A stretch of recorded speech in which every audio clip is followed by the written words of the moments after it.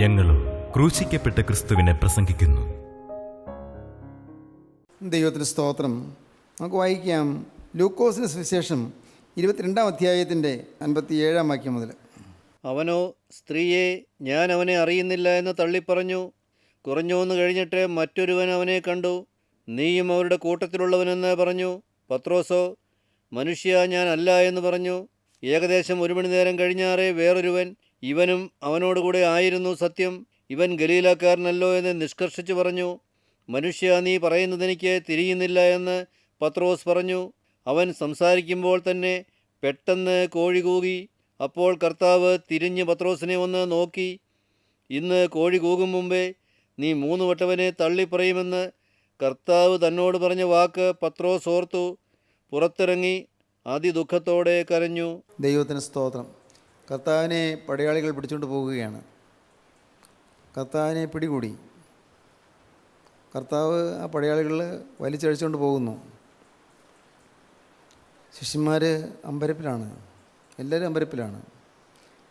പത്രോസ് കുറച്ച് ദൂരെ മാറി വരുന്നുണ്ട്. ദൂരവേ പിൻചെന്നു എന്നാണ് വേദപുസ്തകം പറയുന്നത്. ദൂരവേ പിൻചെന്നു, കുറേ ദൂരെ മാറി വരുന്നുണ്ട്. അനേകം ദൈവമക്കളിൽ നിന്ന് ദൂരവേ പിൻചെല്ലുന്നവരാണ്. ചേർന്ന് വരുന്നില്ല, എല്ലാം അങ്ങ് ചേർച്ചയാകുന്നില്ല. പലതും അവർക്ക് ഇഷ്ടപ്പെടുന്നില്ല. പല കാര്യങ്ങളും അവരുടെ സ്വന്തം നീതിക്കൊത്തവണ്ണമല്ല. കൂട്ടായ്മയുടെ നടത്തിപ്പ്, കൂട്ടായ്മയിലെ കാര്യങ്ങൾ പലതും ഒന്നും അവരുടെ സ്വന്തം നീതിക്കൊത്തവണ്ണമല്ല നടക്കുന്നത്. അവർക്ക് പലതിലും ഉള്ളിൽ അഭിപ്രായ വ്യത്യാസമുണ്ട്, പിന്നെ പുറമൊന്നും പറയുന്നില്ലെന്ന് മാത്രം. അങ്ങനെയുള്ള ദൈവമക്കളുണ്ട്, അങ്ങനെയുള്ള ശുശ്രൂഷകന്മാരുമുണ്ട്. ദൈവത്തിന് സ്തോത്രം. എല്ലാം അങ്ങ് ചേർച്ച വരുന്നില്ല, ഉള്ളതും കൊണ്ട് ചേരുന്നില്ല. പത്രോസ് ദൂരവേ പിരിഞ്ചെന്നു, പിറകെ പോകുന്നുണ്ട്. പത്രോസ് പിന്മാറി പോയിട്ടില്ല, ദൂരവേ പിൻചെന്നു. പക്ഷേ ദൂരവേ പിൻചെല്ലുന്നതുകൊണ്ട് ഇത് പറ്റി. ഈ പത്രോസിനെ കുറിച്ച് ഓരോരുത്തർ ഓരോ കാര്യം പറഞ്ഞു. ഇവനും ആ ഗലീലക്കാരൻ്റെ കൂടെയാണല്ലോ, യേശുവിൻ്റെ കൂടെയാണല്ലോ. ഇല്ല, ഞാൻ അവനെ അറിയുന്നില്ല. എനിക്കറിയാമല്ലോ, ഇതിൻ്റെ ഉച്ചാരണവും ഇതിനെ വെളിവാക്കുന്നല്ലോ, ഇവൻ യേശുവിൻ്റെ കൂടെ തന്നെ. അയ്യോ, എനിക്ക് അറിഞ്ഞുകൂടാ. പത്രോസ് പ്രാകുവാനും തള്ളിപ്പറയാനും തുടങ്ങി. 3 പ്രാവശ്യത്തെ കഴിഞ്ഞു. ഇവൻ അവനോടെ ആയിരുന്നു സത്യം, ഇവൻ ഗലീലക്കാരനല്ലോ എന്ന് നിഷ്കർഷിച്ച് പറഞ്ഞു. മനുഷ്യ, നീ പറയുന്നത് എനിക്ക് തിരിയുന്നില്ല എന്ന് പത്രോസ് പറഞ്ഞു. അവൻ സംസാരിക്കുമ്പോൾ തന്നെ പെട്ടെന്ന് കോഴി കൂകി. അപ്പോൾ കർത്താവ് തിരിഞ്ഞ് പത്രോസിനെ ഒന്ന് നോക്കി. പടയാളികൾ പിടിച്ചുകൊണ്ട് പോകുമ്പോൾ പത്രോസ് ഈ വാക്ക് പറഞ്ഞത് കർത്താവ് കേട്ടു. ദൈവമെല്ലാം കേൾക്കുന്നല്ലോ. കർത്താവ് തിരിഞ്ഞ് മുന്നോട്ട് ഗബ്ബഥായിലേക്ക് എന്ന് പറഞ്ഞാൽ പീലാത്തോസിൻ്റെ അരമനയുടെ അകത്തളത്തിലേക്ക്, വിസ്താര സ്ഥലത്തേക്ക്, ഗബ്ബഥായിലേക്ക് പോവുകയാണ്. അപ്പോഴാണ് പത്രോസ് പറഞ്ഞു, ഇവന് ഞാൻ അറിയുന്നില്ല എന്ന് പറയുന്നത് കർത്താവ് കേട്ടത്. ആ വേദനയുടെ മധ്യത്തിൽ കർത്താവ് തിരിഞ്ഞ് പത്രോസിനെ ഒന്ന് നോക്കി, തിരിഞ്ഞു നോക്കി. ദൈവത്തിന് സ്തോത്രം. അപ്പോൾ കർത്താവ് തിരിഞ്ഞ് പത്രോസിനെ ഒന്ന് നോക്കി. ഇന്ന് കോഴി കൂമ്പേ നീ 3 വട്ടം തള്ളിപ്പറയുമെന്ന് കർത്താവ് തന്നോട് പറഞ്ഞ വാക്ക് പത്രോസ് ഓർത്തു. ആ നോട്ടത്തിൽ പത്രോസിന് ഓർമ്മ വന്നു. എൻ്റെ കർത്താവേ, നീ എന്നോട് പറഞ്ഞത് ഞാൻ അനുസരിച്ചില്ലല്ലോ, ഞാൻ ധിക്കരിച്ച് കളഞ്ഞല്ലോ, എൻ്റെ ദൈവമേ, ഞാൻ തള്ളിപ്പറഞ്ഞു പോയല്ലോ. പത്രോസ് ഓർത്തു. ദുഃഖത്തോടെ പുറത്തിറങ്ങി കരഞ്ഞു. പുറത്തിറങ്ങിയ ദുഃഖത്തോടെ കരഞ്ഞു. വിസ്താര സ്ഥലത്ത് നിന്ന് പത്രോസ് പുറത്തേക്ക് ഇറങ്ങി മാറി കരയുകയാണ്. പിന്നെ പ്രിയപ്പെട്ടവരെ, ആ 3 ദിവസവും പത്രോസ് കരഞ്ഞ് കഴിഞ്ഞു. അവസാനം പത്രോസിൻ്റെ പേര് കർത്താവ് ഉച്ചരിച്ചു എന്ന് കേട്ടപ്പോൾ പത്രോസ് വളരെ പയ്യെ ആണെങ്കിലും, അല്പം ജാള്യത്തോടെയാണെങ്കിലും, അല്പം മ്ലാനോദനായിട്ടാണെങ്കിലും പത്രോസ് അകത്തേക്ക് കയറി ഒരുമിച്ചിരുന്നു. ദൈവത്തിന് സ്തോത്രം. അന്ന് ആ കൂട്ടത്തിൽ പത്രോസ് ഇരിക്കുകയാണ്. എനിക്ക് യോഗ്യതയില്ല എന്ന് പത്രോസിന് അറിയാം. പക്ഷേ പത്രോസ് കയറിയിരുന്നു. കാരണം എൻ്റെ പേര് കർത്താവ് പറഞ്ഞല്ലോ, കർത്താവ് എന്നെ ഓർത്തല്ലോ, എന്നെ മറന്നില്ലല്ലോ. സ്തോത്രം. ദൈവത്തിൻ്റെ വലിയ നാമം മഹത്വപ്പെടട്ടെ. സ്തോത്രം. പ്രിയപ്പെട്ടവരെ, കേൾക്കൂ. നമ്മുടെ പ്രാർത്ഥനാ യോഗത്തിൽ വന്നുകൊണ്ടിരുന്ന ഒരാൾ കഴിഞ്ഞൊരവസരത്തിൽ എപ്പോഴോ ദൈവാത്മാവിനോട് തോന്നിച്ചു, പറഞ്ഞു, ആളിന്ന് വിളിക്കാൻ പറഞ്ഞു. ഞാൻ ഫോൺ ചെയ്തു. അപ്പോൾ പറയുകയാണ്, അപ്പോൾ കർത്താവ് എന്നെ മറന്നില്ല. കർത്താവ് എന്നെ മറന്നില്ല. ഞാൻ വിചാരിച്ച കർത്താവ് എന്നെ മറന്നു എന്നാണെന്ന്. ഞാൻ പറഞ്ഞു, യേശുക്രിസ്തു മറക്കുകയില്ല, മനുഷ്യന് മറക്കും. ഞാനും മറന്നിരിക്കുകയായിരുന്നു, പക്ഷേ യേശുക്രിസ്തു മറക്കുകയില്ല. അതുകൊണ്ടാണ് കർത്താവിനോട് പറഞ്ഞത് നിങ്ങൾ വിളിക്കാൻ. സ്തോത്രം. ദൈവത്തിന് വലിയ നാമം മഹത്വപ്പെടട്ടെ. പ്രിയപ്പെട്ടവരെ, യേശുക്രിസ്തു സ്നേഹം മാത്രമാണ്. അത് നിങ്ങളുടെ ഹൃദയത്തിൽ നിങ്ങൾ അടിവരയിട്ട് നിങ്ങൾ സ്വീകരിക്കുക. യേശുക്രിസ്തു സ്നേഹം മാത്രമാണ്, നിഷ്കളങ്ക സ്നേഹം, ഒരു പ്രതീക്ഷയും ഒരു പ്രതിഫലവും ഇച്ഛിക്കാത്ത സ്നേഹം, ഒന്നില്ല, മുഴുവൻ സ്നേഹം മാത്രം. അതുകൊണ്ടല്ലേ നാം ഇന്ന് ജീവിക്കുന്നത്, അല്ലേ? നമ്മളെല്ലാവരും ഇന്ന് ജീവിച്ചിരിക്കുന്നത് അതുകൊണ്ടല്ലേ, കർത്താവിൻ്റെ സ്നേഹം കൊണ്ടല്ലേ. അല്ലെങ്കിൽ നാം എത്ര പണ്ടേ മണ്ണടിയിലായി പോകുമായിരുന്നു, അല്ലേ? മണ്ണടിയിൽ പോകുമായിരുന്നു. എത്ര പണ്ടേ മരണമായി വിഴുങ്ങിക്കളയുമായിരുന്നു. എത്ര പണ്ടേ നാം അവസരം രോഗികളും എല്ലാം നഷ്ടപ്പെട്ടവരുമായി തീരുമായിരുന്നു. ദൈവത്തിൻ്റെ കരുണ, ദൈവത്തിൻ്റെ കൃപ, സ്തോത്രം. സ്നേഹം മാത്രം. സ്നേഹമാം നിന്നെ കണ്ടവൻ പിന്നെ സ്നേഹിക്കാതെ ജീവിക്കുമോ എന്ന് പാട്ടുകാരൻ പാടി. സ്നേഹമാം നിന്നെ കണ്ടവൻ പിന്നെ സ്നേഹിക്കാതെ ജീവിക്കുമോ? സ്നേഹം, യേശുക്രിസ്തുവിൻ്റെ സ്നേഹം. പ്രിയപ്പെട്ടവരെ, പത്രോസ് ആ കൂട്ടത്തിൽ കയറിയിരുന്നു. 3-ാം ദിവസം, കർത്താവ് ഉയർത്തെഴുന്നേറ്റ ദിവസം. അപ്പോഴാണ് വാതിലും ജനലും അടച്ചിരിക്കുകയാണ്. യേശുക്രിസ്തു വന്ന് അവരുടെ നടുവിൽ നിന്നു. എന്തൊരത്ഭുതം! അയ്യോ, മരിച്ചുപോയി എന്ന് നാം വിചാരിച്ചിരുന്ന കർത്താവ് ഉയർത്തെഴുന്നേറ്റ് നമ്മുടെ അടുക്കിലേക്ക് തന്നെ വന്നല്ലോ. ആദ്യ ദിവസം തന്നെ, ഉയർത്തെഴുന്നേറ്റ ദിവസം തന്നെ നമ്മെ തേടി വന്നല്ലോ. ഈ കറുത്ത ദിവസത്തിൽ കർത്താവ് നമ്മെ തേടി വന്നല്ലോ. ദൈവത്തിന് സ്തോത്രം. അവർക്ക് എല്ലാവർക്കും അത്ഭുതം. ഞാൻ വിചാരിക്കുന്ന പോലെ എല്ലാവരും ചാടി എഴുന്നേറ്റ് വന്ന്, സ്തോത്രം. ദിവസം പറഞ്ഞിട്ടില്ല, എല്ലാവരും ചാടി എഴുന്നേറ്റു. എല്ലാവരും കൂപ്പുകയോടെ നിന്നു. എന്നിട്ട് എല്ലാവരും ആ കർത്താവിൻ്റെ കാക്കിൽ അങ്ങ് വീണു.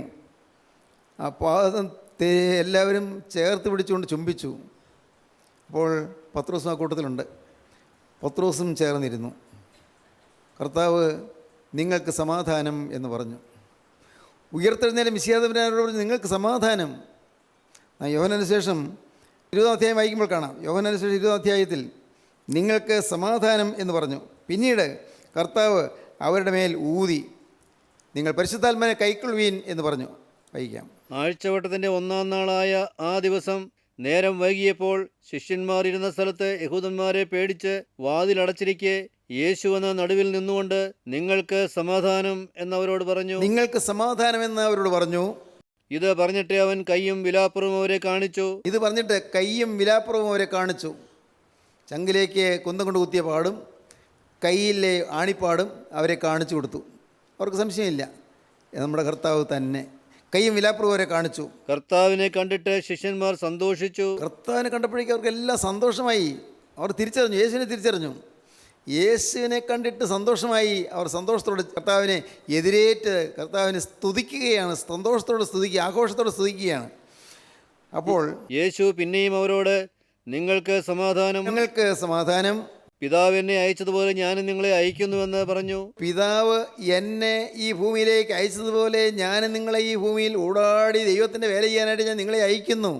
പിതാവ് എന്നെ അയച്ചതുപോലെ ഞാൻ നിങ്ങളെ അയക്കുന്നു. കാണാതെ പോയതിനെ തിരഞ്ഞ് രക്ഷിപ്പാൻ വന്ന മനുഷ്യപുത്രൻ പറയുന്നു, നിങ്ങളാണ് ഇന്ത്യൻ്റെ വേല ചെയ്യേണ്ടവർ, നിങ്ങളാണ് ഇനി എനിക്ക് വേണ്ടി സംസാരിക്കേണ്ടവർ. ദൈവത്തിന് സ്തോത്രം. ഞാൻ പിതാവിൻ്റെ അടുക്കിലേക്ക് പോകുന്നു. നിങ്ങളാണ് ഈ ഭൂമിയിൽ എനിക്ക് വേണ്ടി സംസാരിക്കേണ്ടവർ, നിങ്ങളാണ് എനിക്ക് വേണ്ടി സുവിശേഷം അറിയിക്കേണ്ടവർ. പിതാവ് എന്നെ അയച്ചതുപോലെ ഞാൻ നിങ്ങളെ അയക്കുന്നു. ഇങ്ങനെ പറഞ്ഞ ശേഷം അവൻ അവരുടെ മേൽ ഊതി അവരോട്, ദൈവത്തിന് സ്തോത്രം, അവരുടെ മേൽ ഊതി. നിത്യനായ ദൈവത്തിൻ്റെ ശ്വാസത്താൽ മനുഷ്യൻ ഉളവായി. സൃഷ്ടി ഉളവായത് ദൈവത്തിൻ്റെ ശ്വാസത്താലാണ്. ആ നിത്യപിതാവിൻ്റെ ശ്വാസത്താൽ കർത്താവ് അവരെ ഊതി. അവരോട്, പരിശുദ്ധാത്മാവിനെ കൈക്കൊള്ളുവീൻ. ആരുടെ പാപങ്ങൾ നിങ്ങൾ മോചിക്കുന്നുവോ അവർക്ക് മോചിക്കപ്പെട്ടിരിക്കുന്നു, ആരുടെ പാപങ്ങൾ നിർത്തുന്നുവോ അവർക്ക് നിർത്തിയിരിക്കുന്നുവെന്ന് പറഞ്ഞു. ദൈവത്തിന് സ്തോത്രം. കർത്താവ് പറയുകയാണ്, അവരുടെ ഊതിയിട്ട് പറയുകയാണ്, പരിശുദ്ധാത്മാവിനെ കൈക്കൊള്ളുവീൻ. പരിശുദ്ധാത്മാവിനെ കൈക്കൊള്ളാതെ നിങ്ങൾക്ക് എൻ്റെ വേല ചെയ്യാൻ കഴിയില്ല. പരിശുദ്ധാത്മാവിനെ കിട്ടാതെ നിങ്ങൾക്ക് എൻ്റെ വേല ചെയ്യാൻ സാധിക്കുകയില്ല. നിങ്ങൾ എന്തെല്ലാം വേല ചെയ്താലും പരിശുദ്ധാത്മാവിനെ കൂടാതെ ചെയ്യാൻ ആ വേല കർത്താവിൻ്റെ പ്രസാദകരമായ രീതിയിൽ വേല ചെയ്യാൻ സാധിക്കുകയില്ല. പരിശുദ്ധാത്മാവിനെ കൈക്കൊള്ളുവീൻ. കർത്താവ് ദാനമായി അവരുടെ മേൽ ആത്മാവിനെ പകർന്നു. സ്തോത്രം. ഞാൻ പോകുന്നത് നിങ്ങൾക്ക് നല്ലത്, ഞാൻ പോയാൽ കാര്യസ്ഥൻ നിങ്ങൾക്ക് അയച്ചു തരുമെന്ന് കർത്താവ് അതിൻ്റെ ഒടുവിലത്തെ പ്രസംഗത്തിൽ പറഞ്ഞതായിരുന്നു. യോഹന്നാന് ശേഷം 14-ാം അധ്യായം. കാര്യസ്ഥൻ നിങ്ങൾക്ക് അയച്ചു തരും, പരിശുദ്ധാത്മാവിനെ നിങ്ങളെ മേലെ അയക്കും ഞാൻ പോയി കഴിഞ്ഞതിന് ശേഷം. ഇപ്പോഴിതാ പരിശുദ്ധാത്മാവിനെ നേരിട്ട് അവർക്ക് കിട്ടുകയാണ്.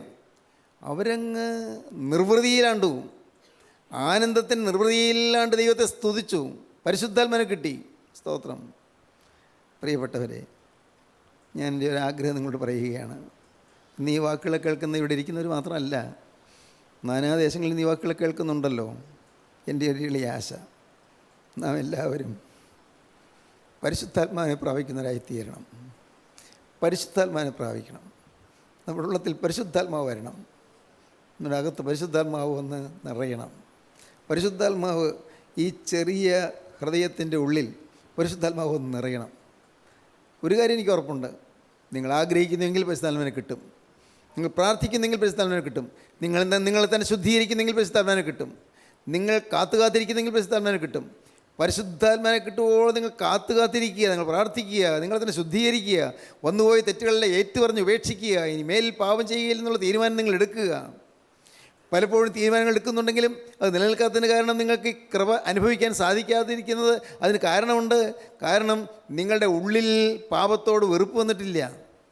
അകത്ത് ഈ പാവജീവിതം വേണ്ട എന്ന് വയ്ക്കാനുള്ളതായ വെറുപ്പ് വന്നിട്ടില്ല. ഇത് വേണ്ട, ഈ ജീവിതത്തെ നശിപ്പിച്ച് കളയുന്നതായി ഈ പാവം എനിക്ക് വേണ്ട, എൻ്റെ ജീവിതം നിത്യനരകത്തിലേക്ക് കൊണ്ടുപോകുന്ന ഈ പാവം എനിക്ക് വേണ്ട, ഈ പാവത്തിൻ്റെ അധികാരിയായ പിശാചിനെ എനിക്ക് വേണ്ട, ഞാൻ പിശാചിനെ ഞാൻ ഉപേക്ഷിക്കുന്നു, പിശാചിനെ സാത്താനെ ഞാൻ ഉപേക്ഷിക്കുന്നു, എൻ്റെ കർത്താവിന് ഇഷ്ടമായ യേശു ക്രിസ്തുവിനെ എൻ്റെ നാഥനായി ഞാൻ എൻ്റെ ഹൃദയത്തിലേക്ക് സ്വീകരിക്കുന്നു. ഇത് ഉള്ളത്തിൽ വരുന്നില്ല, പുറമെ പറയുന്നുണ്ട്. എനിക്ക് തോന്നുന്നു നമ്മുടെ കൂട്ടായ്മയിലിരുന്ന് അനേകം ആളുകൾ ഇത് ഹൃദയത്തിൽ പറയുന്നുണ്ട്. പക്ഷേ അത് ഹൃദയത്തിൻ്റെ അനുഭവമായി മാറുന്നില്ല. പറച്ചിലുണ്ട്, ഹൃദയത്തിൽ അങ്ങ് തീരുമാനമെടുക്കുന്നുണ്ട്, നാവുകൊണ്ട് പറയുന്നുണ്ട്, പക്ഷേ അത് ജീവിതത്തിൻ്റെ തനതായൊരു അനുഭവമാക്കി നിങ്ങൾ മാറ്റിയെടുക്കുന്നില്ല.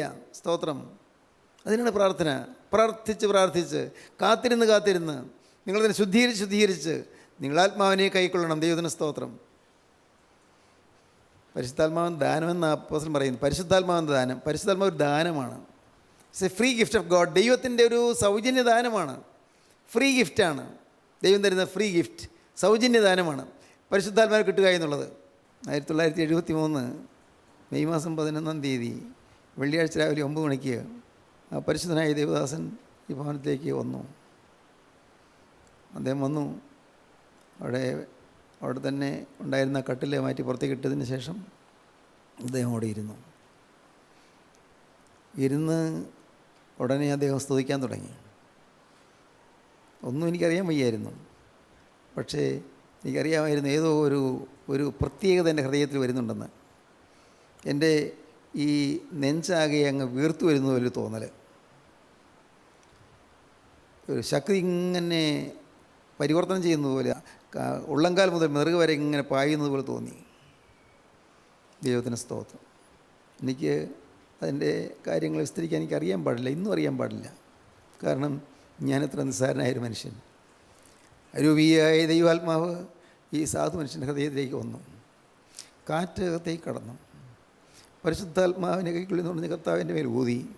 എന്നെനിക്കറിയാൻ പാടില്ലായിരുന്നു. ദൈവത്തിന് സ്തോത്രം. ഒന്ന് ദൈവദാസൻ പറഞ്ഞു, ഈ പ്രദേശം മുഴുവൻ മാലാഖമാരെ കൊണ്ട് നിറഞ്ഞിരിക്കുന്നതെന്ന്. ഇവിടെ ഈ പ്രദേശത്തെല്ലാം ഒട്ടേറെ ആളുകൾ തിങ്ങിക്കൂടിയിരിക്കുന്നത് ഞാൻ കാണുന്നുവെന്ന്. സ്തോത്രം. അന്ന് ഞങ്ങൾ 10-12 പേരേ ഉള്ളൂ കൂട്ടായ്മയിൽ. ദൈവത്തിന് സ്തോത്രം. ആ ചെറിയ കൂട്ടായ്മയിൽ 12 എന്താണെന്ന് എനിക്ക് തോന്നുന്നു, ചെറിയ കൂട്ടായ്മയിൽ അന്ന് അധികം പേരൊന്നും ഇല്ല. അന്ന് പറഞ്ഞു, ഇവിടെ മുഴുവൻ, ഈ പ്രദേശം മുഴുവൻ അനേകം മനുഷ്യരെ കൂടെ നിറഞ്ഞിരിക്കുന്നുവെന്ന്. എൻ്റെ ദൈവത്തിൻ്റെ വലിയ നാമം മഹത്വപ്പെടട്ടെ. എനിക്ക് സമാധാനമുണ്ട്,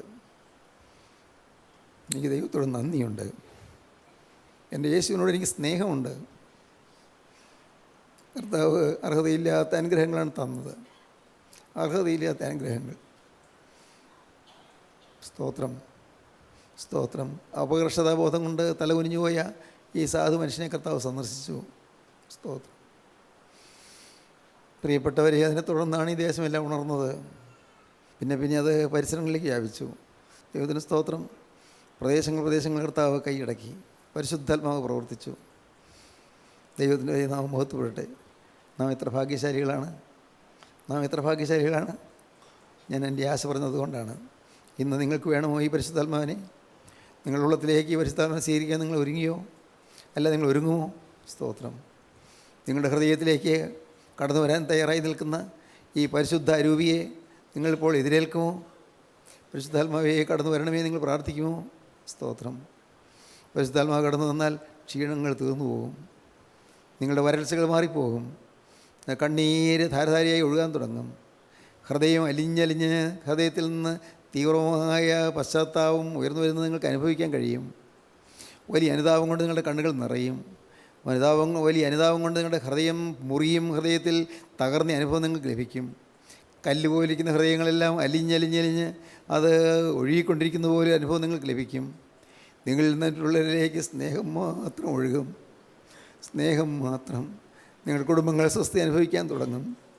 നിങ്ങളുടെ കുടുംബത്തിൽ ഐക്യം വരും. പിണങ്ങിപ്പോയവരെല്ലാം ഇണങ്ങുന്നവരായിത്തീരും. ആരെല്ലാം അകന്നു പോയോ അവരെല്ലാം അടുക്കലേക്ക് വരും. അല്ലെങ്കിൽ നിങ്ങൾ അവരുടെ അടുക്കലേക്ക് ചെന്നവരോട് നിങ്ങൾ മാപ്പ് പറയും. ദൈവത്തിന് സ്തോത്രം. നിങ്ങളുടെ ജീവിതമാകെ മാറും.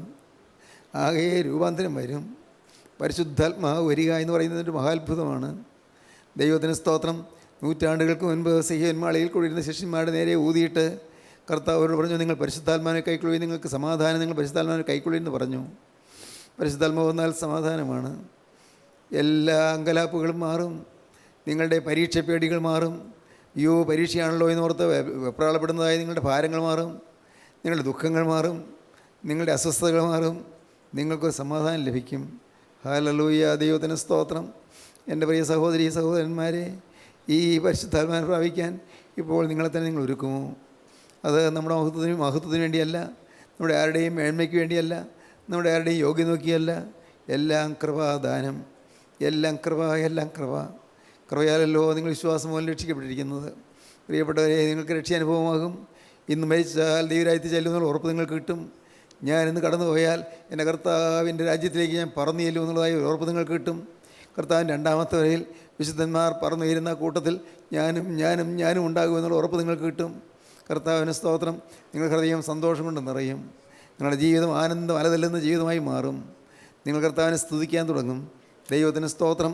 അപ്പോഴാണ് സ്തുതിയും സ്തോത്രവും പ്രഭയും പുകഴ്ചയും മാഞ്ഞു പോകാത്ത നല്ല ഉന്നതിയും സദാനേരവും ഇടപെടാതെ കരയറ്റുവാൻ നിങ്ങൾ യോഗ്യരായി തീരുന്നത്. ദൈവത്തിന് സ്തോത്രം. ഇടപെടാതെ കരയറ്റേണ്ടതാണ്. എന്നാൽ യോഗ്യത പ്രാപിക്കണം. പാപം ക്ഷമിക്കപ്പെട്ട് കിട്ടണം. എല്ലാ അകൃത്യവും മോചിക്കപ്പെട്ട് കിട്ടണം. പത്രോസിൻ്റെ പാപങ്ങളെല്ലാം കർത്താവ് മാറ്റി. വന്നുപോയ വീഴ്ചയെല്ലാം കർത്താവ് മാറ്റി. എല്ലാ തിന്മകളും കർത്താവ് മാറ്റി. കർത്താവ് പത്രോസിന് സമാധാനം നൽകി. ദൈവത്തിന് സ്തോത്രം. പത്രോസിന് വീര്യം വീണ്ടും കൊടുത്തു. വീര്യം നഷ്ടപ്പെട്ടു പോയി വീര്യം തിരികെ കൊടുത്തു. പത്രോസിനെ യഥാസ്ഥാനപ്പെടുത്തി. ദൈവത്തിന് സ്തോത്രം. ദൈവത്തിൻ്റെ വലിയ നാമമഹത്വപ്പെടട്ടെ. പത്രോസ് നഷ്ടപ്പെട്ടു പോയ പദവികൾ കർത്താവ് തിരികെ കൊടുത്തു. പത്രോസിനെ കർത്താവ് ആശയോടെ വിളിച്ചതാണ്. ഗലീല കടൽപ്പുറത്ത് നിന്ന് മുക്കുവത്തൊഴിലാളിയായ പത്രോസിനെ കർത്താവ് വിളിച്ച് വേർതിരിച്ചതാണ്. ദൈവത്തിന് സ്തോത്രം. കർത്താവ് പത്രോസിൻ്റെ പടകിൽ കയറി ജനത്തോട് സംസാരിച്ചതാണ്. ആ പടകിലിരുന്നുകൊണ്ട് കർത്താവ് സംസാരിച്ചു. ദൈവത്തിന് സ്തോത്രം. കരികൾ ജനം തിങ്ങിക്കൂടിയിട്ടുണ്ട്. ആ ജനത്തോട് കടലിലെ ആ പടകിലിരുന്നുകൊണ്ട്, പത്രോസിൻ്റെ പടകിലിരുന്നുകൊണ്ട് കർത്താവ് സംസാരിച്ചു. പത്രോസിന് നല്ല ഓർമ്മയുണ്ട്. അന്ന് പത്രോസ് തല താഴ്ത്തിയിരിക്കുകയായിരുന്നു. വളരെ ക്ഷീണിതനായിട്ടിരിക്കുകയായിരുന്നു. ശരീരം ക്ഷീണിച്ചു, മനസ്സും ക്ഷീണിച്ചു. കാരണം ശരീരം ക്ഷീണിക്കാൻ കാരണം രാത്രി മുഴുവൻ അധ്വാനിച്ചതാണ്. രാത്രി മുഴുവൻ അധ്വാനിച്ചു, വല വീശി, ഒരു മീൻ പോലും കിട്ടിയില്ല. പത്രോസിന് ദുഃഖമുണ്ട്. ഇനി ഞാൻ ചെന്നിട്ട് വേണം തിളച്ച് കിടക്കുന്ന വെള്ളത്തിലേക്ക് അരിയിടാൻ. ഈ മീനെ വിറ്റ് കിട്ടുന്ന പണം കൊണ്ട് വേണം അരി വാങ്ങിക്കാൻ. ഞാൻ ഈ അരിയുമായിട്ട് ചെല്ലുമ്പോഴേക്കും എൻ്റെ മക്കൾക്കെല്ലാം സന്തോഷമാകും. എൻ്റെ ഭാര്യയ്ക്കും എൻ്റെ ഭാര്യയുടെ അമ്മയ്ക്കും സന്തോഷമാകും. അമ്മായിയമ്മയ്ക്ക് സന്തോഷമാകും. അവരുടെ വിശപ്പ് മാറും. പത്രോസെല്ലാം ഇങ്ങനെ മനസ്സിൽ ചിന്തിച്ചുകൊണ്ടാണ് പണി തുടങ്ങിയത്. പക്ഷേ അന്നൊന്നും കിട്ടിയില്ല. അയ്യോ, വിചാരിച്ചിരുന്ന സന്തോഷമെല്ലാം പോയല്ലോ. പത്രോസിന് ദുഃഖമുണ്ട്. ഞാൻ കഷ്ടപ്പെട്ട് ഈ രാത്രി മുഴുവൻ അധ്വാനിച്ചിട്ട് ഒന്നും കിട്ടിയില്ലല്ലോ. ദൈവത്തിന് സ്തോത്രം. എൻ്റെ പ്രിയ സ്നേഹിത, നീ അധ്വാനിച്ചിട്ടൊന്നും കിട്ടിയിട്ടില്ല. നീ ഇത്രയും കാലം അധ്വാനിച്ചിട്ട് നിനക്ക് സമാധാനം കിട്ടിയില്ല. ഇത്രയും കാലം നീ ജീവിച്ചിട്ട് നിനക്ക് സമാധാനം കിട്ടിയില്ല. കുടുംബത്തിൽ സമാധാനം കിട്ടിയില്ല. നിൻ്റെ ഭാര്യ നിനക്ക് സമാധാനം തന്നില്ല. ഭർത്താവ് നിനക്ക് സ്വൈര്യം തന്നില്ല. നിൻ്റെ മക്കൾ നിനക്ക് സമാധാനം തന്നില്ല. നിനക്ക് സമാധാനം ഇല്ലാതെ പോയി. മാതാപിതാക്കൾ നിങ്ങളെ വാസ്തവമായി സ്നേഹിച്ചില്ല. നിൻ്റെ തോന്നലാണ് മാതാപിതാക്കൾക്ക് എന്നെ സ്നേഹമില്ല എന്നൊരു തോന്നൽ. പ്രിയപ്പെട്ടവനെ, നീ വിശ്വസിക്കൂ. ദൈവത്തിന് സ്തോത്രം. നിനക്ക് ആരുമില്ലെന്ന് നിനക്ക് തോന്നിയാലും നിനക്ക് യേശുവുണ്ട്. ആ യേശുവാണ് പടകിൽ നിൽക്കുന്നത്. ഹല്ലേലൂയ. ദൈവത്തിന് സ്തോത്രം. യേശുവാണ് ഈ പടകിൽ കയറി നിൽക്കുന്നത്. യേശു സംസാരിക്കുകയാണ്. ഈ പടകിൽ നിന്നുകൊണ്ട് യേശു സംസാരിക്കുകയാണ്.